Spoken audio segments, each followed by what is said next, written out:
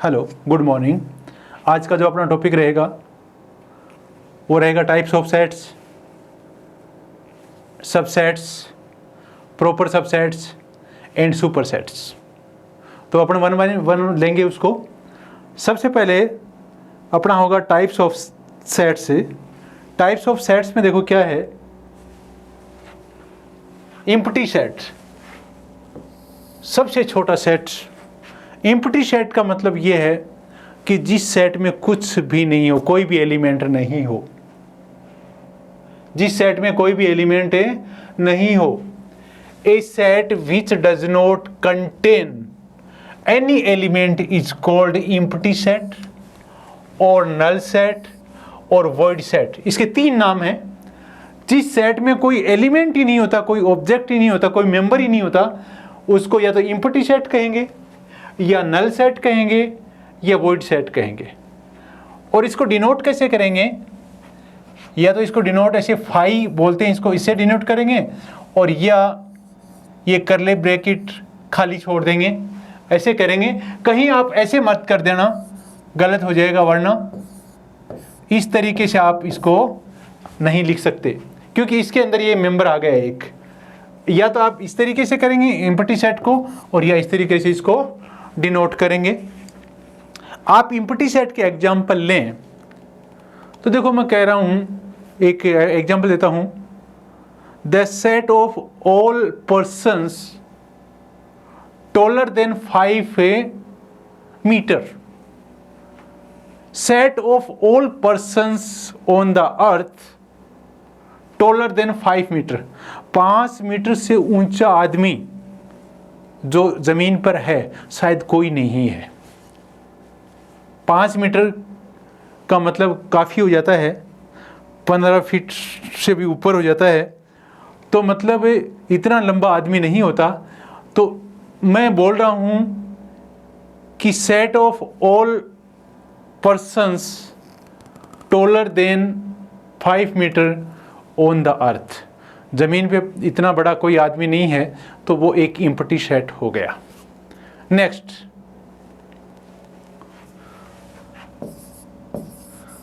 Set of all real numbers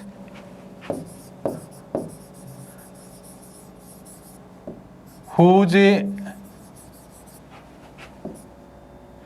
square is a negative। whose square is a negative। तो set of all real numbers, वो real numbers का set जिनके square negative होते हैं। है क्या कोई ऐसा कोई रियल नंबर है जिसका स्क्वायर नेगेटिव होता है? तो ऐसा कोई भी real number, there is no real number whose square is a negative. तो ऐसा कोई रियल नंबर नहीं है, इसलिए ये आपका सेट, ये भी आपका एम्प्टी सेट ही होगा। इसमें कोई भी रियल नंबर नहीं आएगा। तीसरा मैं कहूं, मेरा सेट है A is equal to x such that x belongs to n। x natural number है मेरा, और x है वो 6 और 7 के बीच में है। x है, x is greater than 6 and less than 7। तो वो नेचुरल नंबर बताना है। x वो नेचुरल नंबर है, वो 6 और 7 के बीच में है। क्या कोई ऐसा नेचुरल नंबर है आपके सामने जो 6 और 7 के बीच में है? नहीं है। तो ऐसा जो होगा वो क्या होगा? एम्प्टी सेट होगा। ये भी क्या होगा? एम्प्टी सेट होगा। तीसरा, set B is equal to x such that x is a even prime number greater than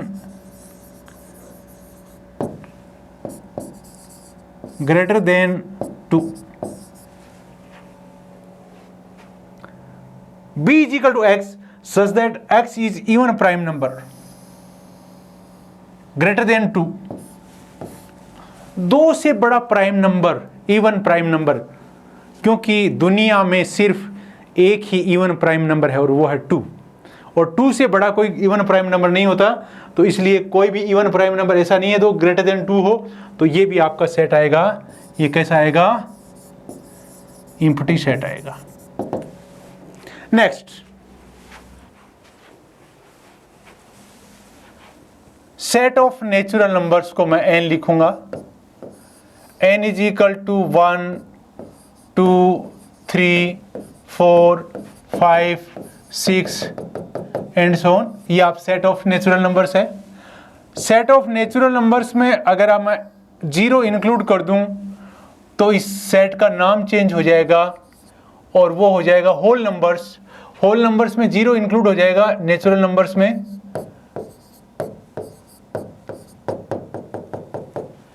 ये आपका होल नंबर्स हो जाएगा। होल नंबर्स में अगर आप नेगेटिव नंबर्स ऐड कर दें तो क्या होगा, देखो, इंक्लूड कर दें, होल नंबर में नेगेटिव नंबर इंक्लूड कर दें तो 0 1 2 3 4 5, ये तो ये हो जाएगा इधर, तो ये सारा, और जो इंक्लूड कर रहे हो वो आप कर रहे हो -1 -2 -3 -4 -5 एंड सो ऑन। तो ये नंबर आएगा, इस सेट को एक नया नाम होगा, वो होगा सेट ऑफ ए इंटीजर्स। ये होगा सेट ऑफ ए इंटीजर्स। इससे आगे बढ़ेंगे तो आपका आएगा सेट ऑफ रेशनल नंबर्स, जिसका सिंबल Q होगा, और वो किस टाइप का होगा?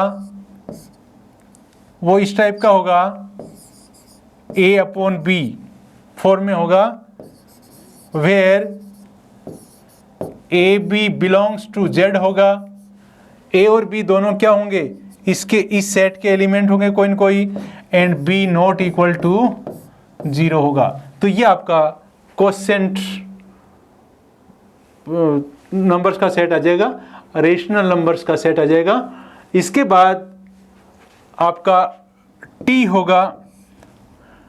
T है, वो है set of A irrational numbers, the numbers which are real but not rational is called irrational numbers। किस टाइप के नंबर? पाई, E, √2, √7, इस तरह के दो नंबर हैं, which are not a rational is called a irrational number। उसके बाद आएगा set of real numbers. Set of real numbers में क्या होगा?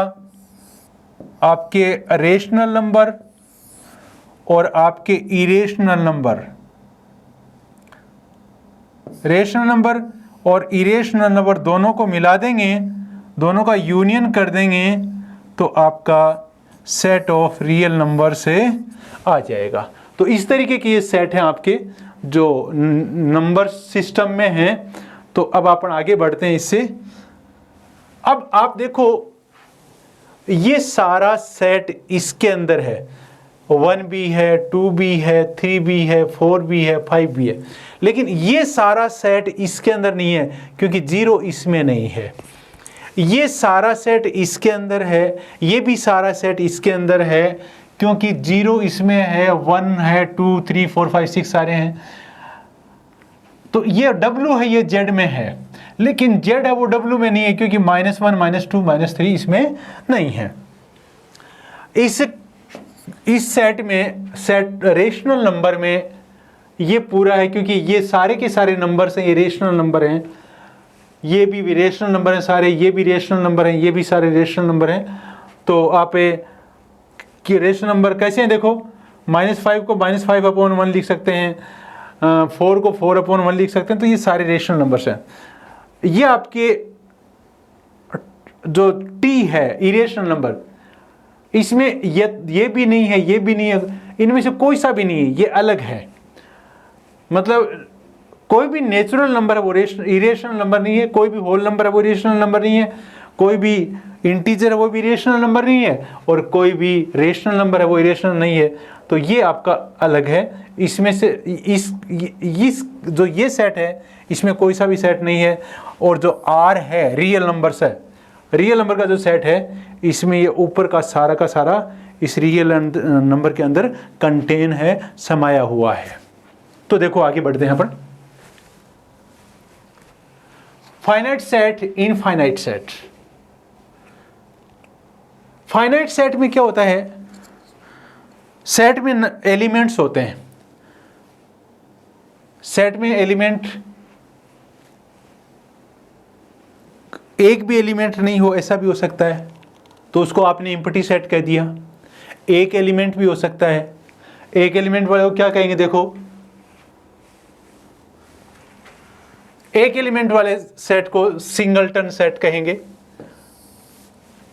जिस सेट में एक एलिमेंट हो उसको सिंगलटन सेट कहेंगे। कैसे? A set are set to be singleton if it has just one element in it.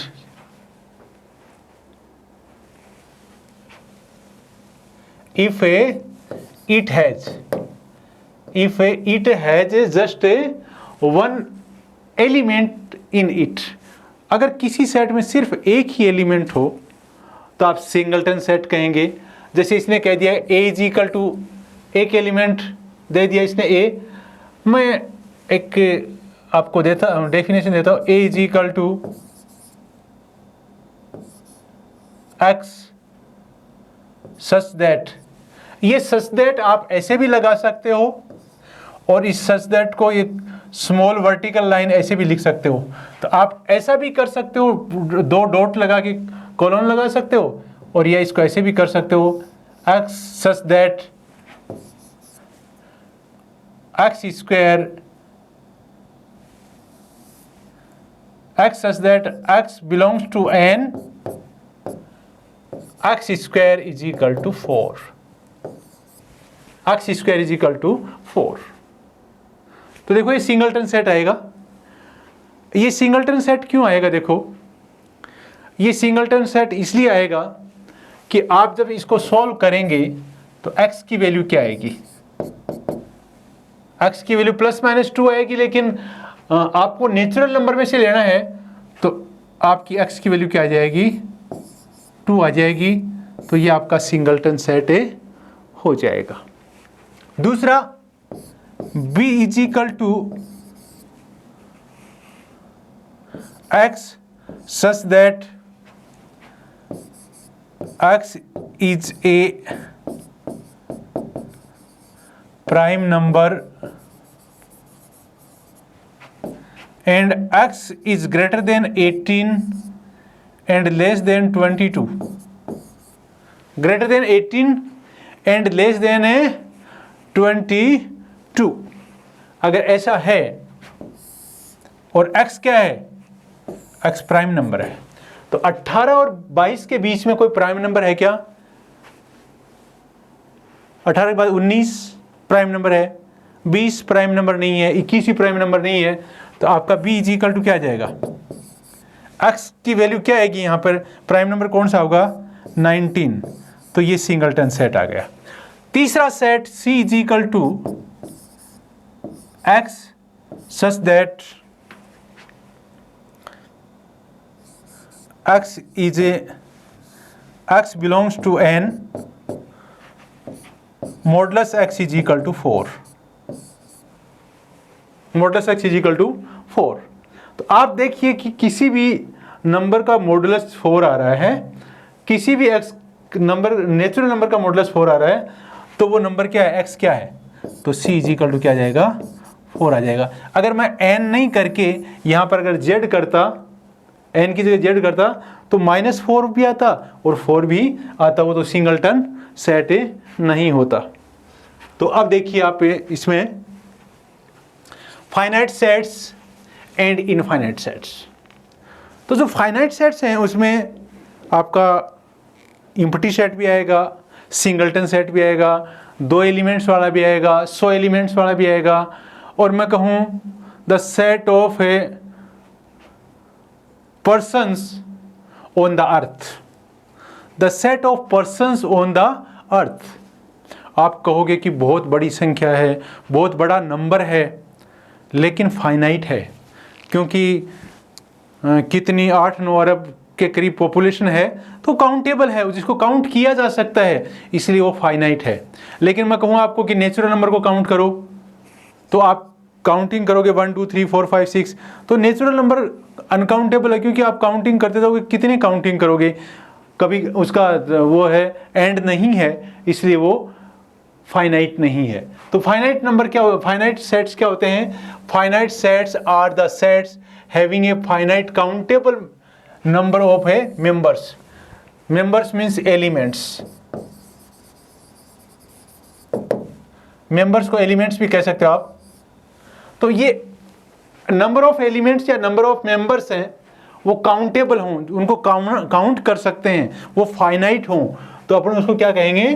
Finite set कहेंगे। उसको क्या कहेंगे अपन? फाइनाइट सेट कहेंगे। अब ये फाइनाइट सेट में देखो कैसे फाइनाइट सेट के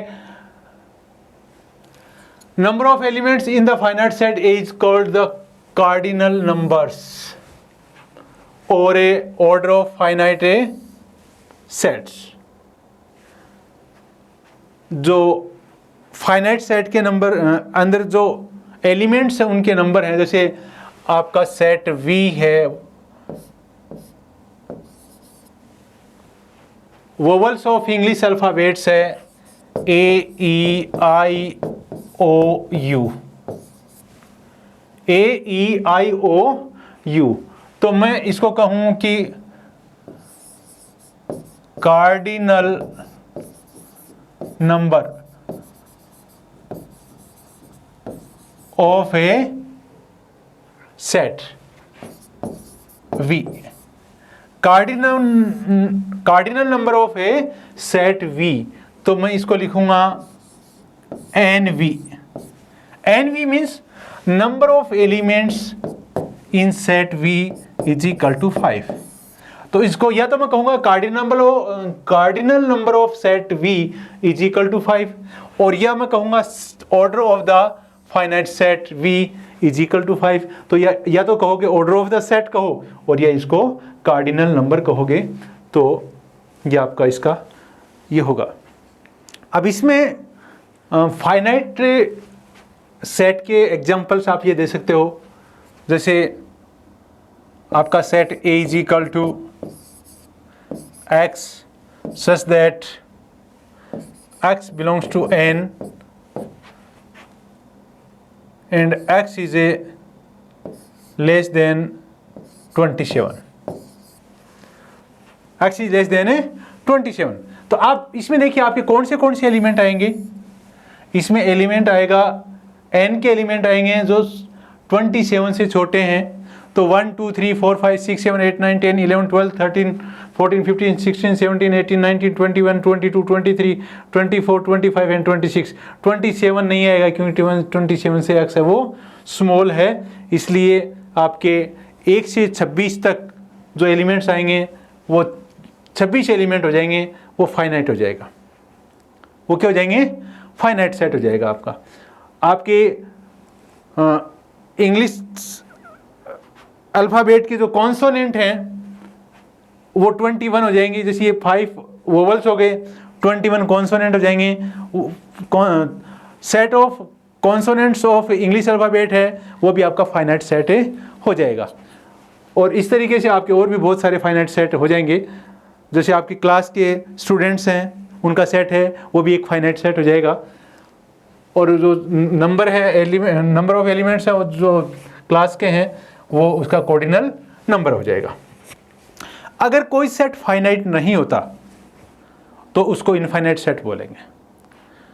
कोई सेट अगर फाइनाइट नहीं होता तो उस सेट को इनफाइनाइट सेट बोलेंगे। इनफाइनाइट सेट में मैं एक एग्जांपल देता हूं,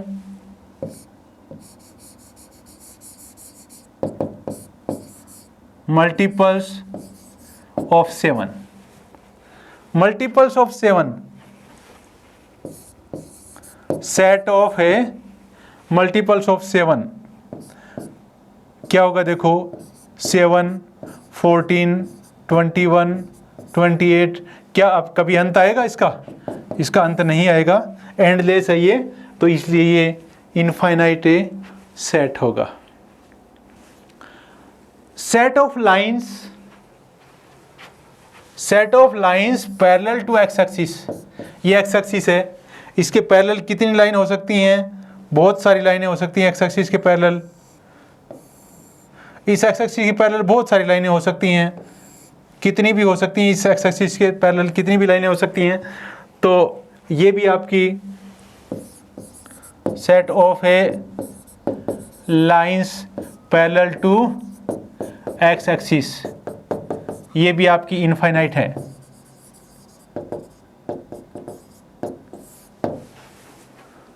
ये भी क्या है? आपकी इनफाइनाइट है। Set of circles passing through a point, एक पॉइंट से कितने सर्कल पास हो सकते हैं? वो भी बहुत सारे सर्कल पास हो सकते हैं, वो भी आपकी हैं, वो इनफाइनाइट सेट का एक एग्जांपल है। अब आप आगे चलिए।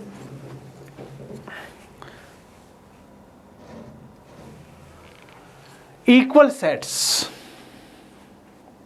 इक्वल सेट्स, इक्वल सेट्स क्या होता है? सेट इक्वल कब होते हैं?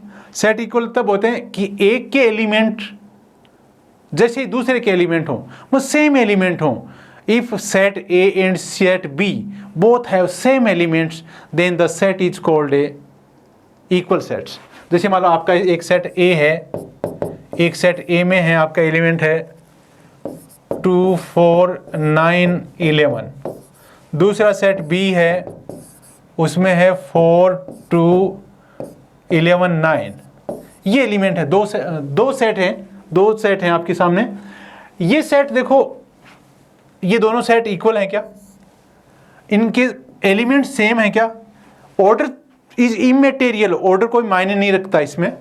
इसमें 2 भी है, 4 भी है, 9 भी है, 11 भी है, दोनों में सेम एलिमेंट है। That is called a equal sets. जैसे मैं एक एग्जांपल और लेता हूं,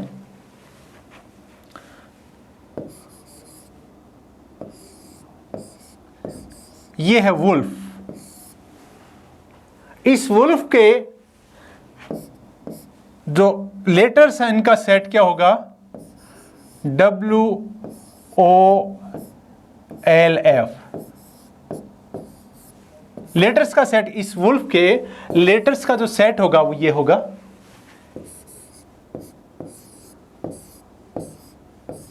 एक है फॉलो, फॉलो, इस फॉलो के लेटर्स का सेट क्या होगा? FOL,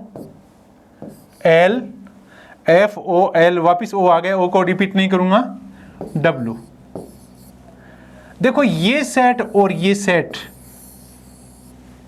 दोनों में सेम एलिमेंट्स हैं, F है, L है, O है, W है। तो ये सेट एक दूसरे के क्या हो जाएंगे? इक्वल हो जाएंगे। ये सेट एक दूसरे के इक्वल हो जाएंगे। एक एग्जांपल और लीजिए,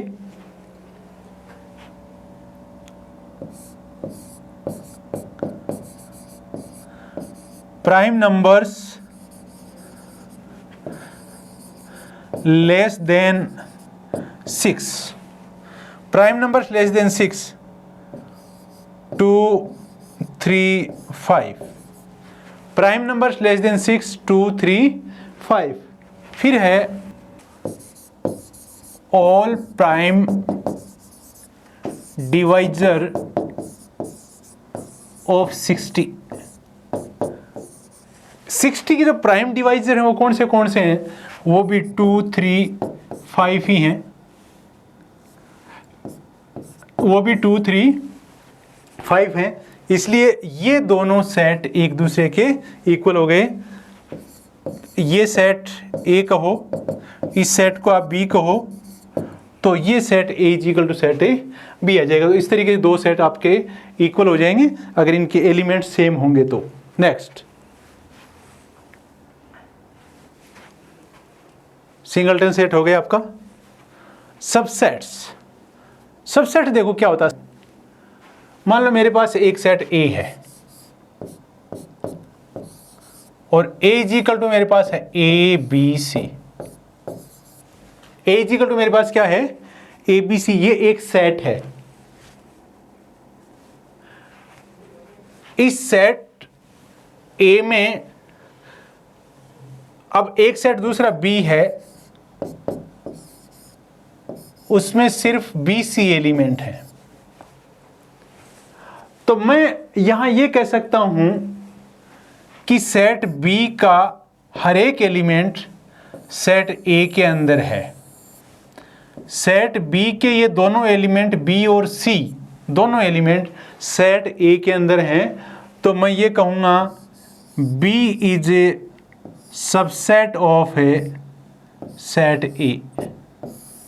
B is subset of a set A. और ये आपका जो सिंबल है, this symbol is stand for a subset, subset of. तो अब देखो क्या है, a set A is set to B, मैंने इसको उल्टा लिख दिया, B is subset of A कर दिया, कोई बात नहीं। A set is said to be a subset of a set B if every element of set A is also an element of B. एक सेट A है, A is equal to AB है,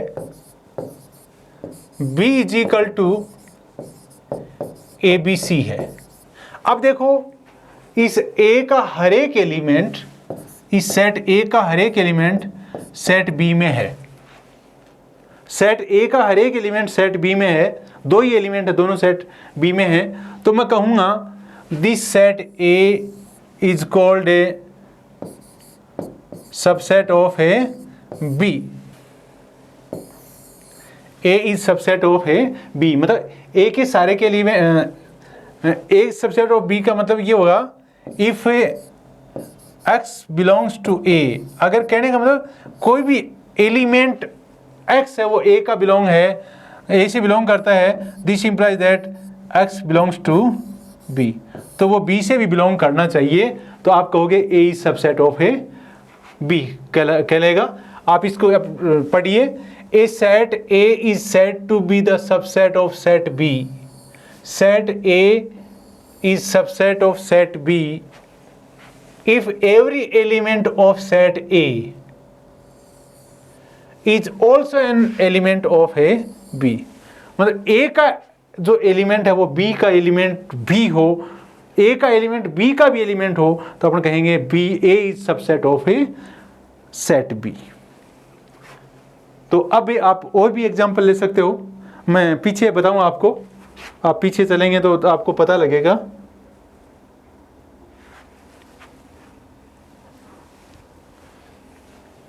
यहां देखिए आप, ये natural number है और ये होल नंबर है। इसमें आप ये कह सकते हो this natural number is subset of whole numbers, क्योंकि नेचुरल नंबर के सारे एलिमेंट होल नंबर में कंटेन हैं, होल नंबर में हैं। आप ये कह सकते हो कि this W whole numbers is subset of integer numbers, set of integer numbers। आप ये कह सकते हो कि this integer number is subset of a rational numbers।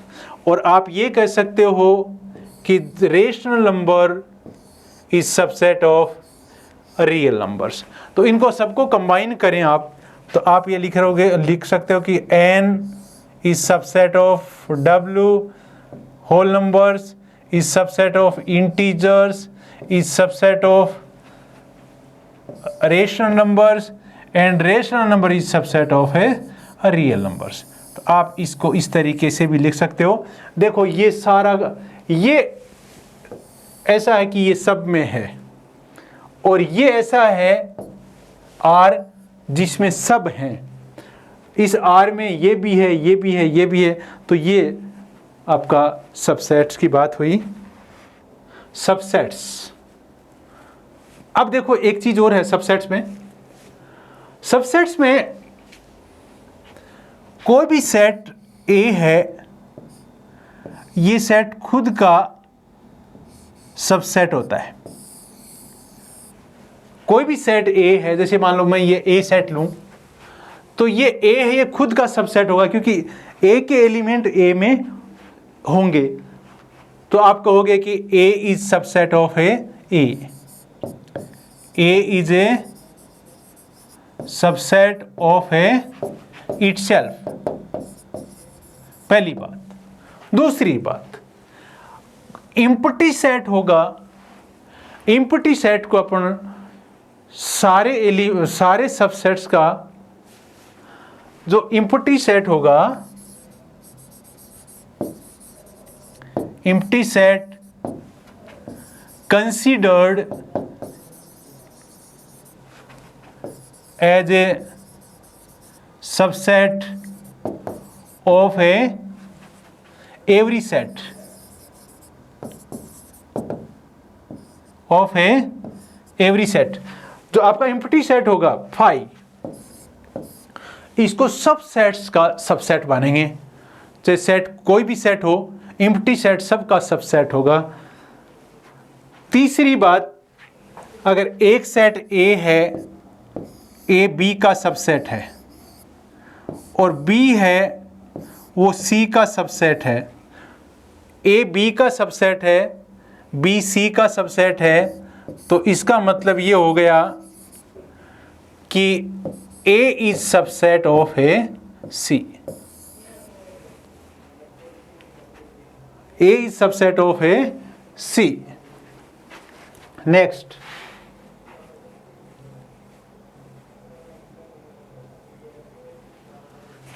अब है आपका proper subset and super set. Proper subset क्या होता है? एक आपका सेट A है, A is equal to ABC है, तो इसके सबसेट्स क्या होंगे? देखो सबसेट्स में लिख रहा हूं इसके। एक तो इसका एम्प्टी सेट सबसेट हो जाएगा, क्योंकि आपको बताया था एम्प्टी सेट सब का सबसेट होता है। तो इस सेट A का भी एक हो जाएगा, एक सेट A हो जाएगा, एक सेट B हो जाएगा, एक सेट C हो जाएगा। एक एक एलिमेंट लिए मैंने सब। तो ये सेट भी इसका सबसेट है, ये भी इसका सबसेट है, ये भी इसका सबसेट है। फिर एक सबसेट हो जाएगा AB, एक हो जाएगा AC, और एक हो जाएगा BC, और एक हो जाएगा ABC। तो कुल मिला के कितने सबसेट हो गए ABC के? 1 2 3 4 5 6 7 8। These are subsets of A. These are subsets of A. अब एक ये सबसेट ऐसा है जो इस सेट A के इक्वल है। ये सबसेट ऐसा है जो इस A के इक्वल है।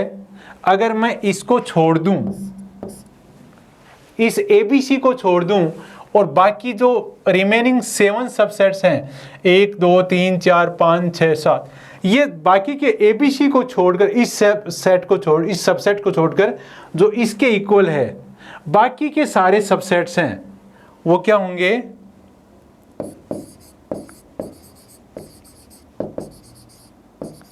Remaining subsets are a proper subsets. Proper a subsets. Proper subsets क्यों हैं? जो इसके इक्वल नहीं है वो प्रॉपर सबसेट होता है। मतलब इस सेट A के इक्वल कोई सेट नहीं हो और इस A का सबसेट हो, तो वो प्रॉपर सबसेट होगा। तो 5 भी प्रॉपर सबसेट होगा। A, set B, set C, set A B, set A C और सेट बी सी, ये सारे इस सेट ए बी सी के प्रॉपर सबसेट होंगे। देखो प्रॉपर सबसेट क्या होता है, if A is subset of B and A is not equal to B, A is not equal to B मतलब ये इसके इक्वल नहीं होना चाहिए, ये भी ए बी सी है, ये भी ए बी सी है, तो ये और ये दोनों इक्वल नहीं हो, then A is called proper subset of B.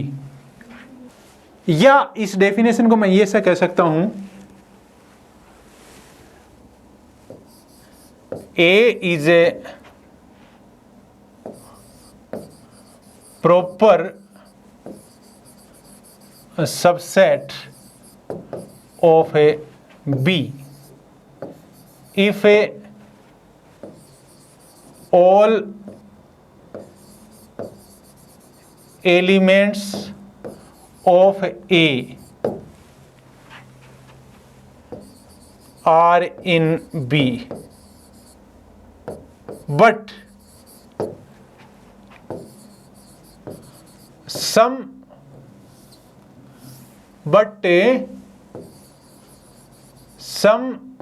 elements of a B are not in a A, but some elements of B are not in A, then A is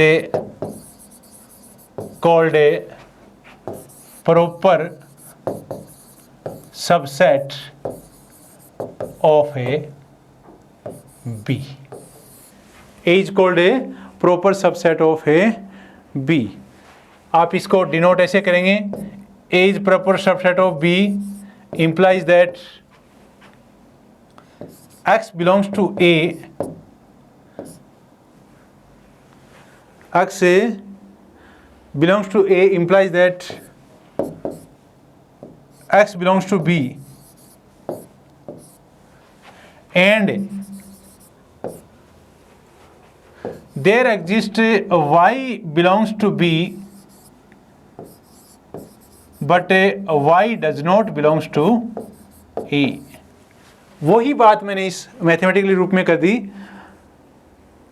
तो ये आपका प्रॉपर सबसेट की definition आ गई।